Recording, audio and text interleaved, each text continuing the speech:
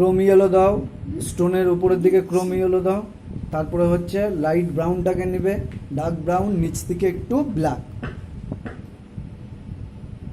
করে যাও,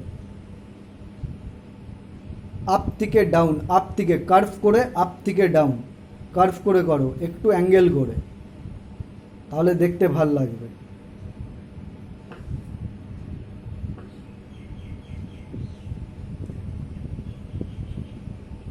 তো ক্যামেরাটা একটু আমার হেজি আছে, তাই এরকম আসছে। তো ছবিটা দেখতে খুব সুন্দরই হয়েছে। তোমরা দেখো, ভালো হলে সাবস্ক্রাইব,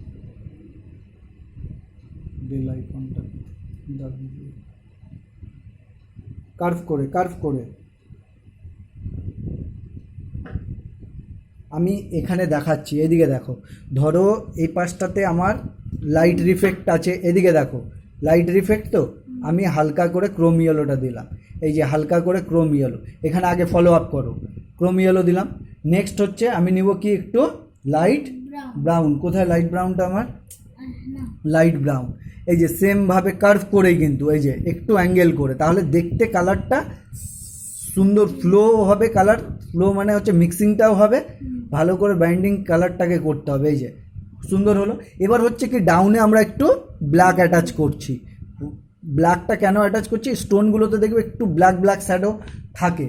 তারপরে নেক্সট নিয়ে নিলাম আমরা কি ডার্ক ব্রাউন, এই দেখো ডার্ক ব্রাউন, লাইট ব্ল্যাকটা আর হচ্ছে লাইট ব্রাউনের সঙ্গে ডিপ ব্রাউনটাকে সুন্দর করে আমরা মিক্সিং করলাম, এই যে 1 and 2, এই যে সেম কার্ভ করে, এই যে 1 and 2, দেখো এবার এর লুকটা কি সুন্দর লাগছে। আবার যখন আমরা এই ব্রুশটাতে করছি, এই যে মানে তোমার হচ্ছে গ্রাস যেটা আছে, গ্রাসটাকে আছে ওপরের দিকে আমরা একটুখানি দিয়ে দিলাম লাইট গ্রিনটাকে, তারপরে আমরা একটু মিডিয়াম গ্রিন, কিন্তু এখানে কালারটা একই হয়ে গেল।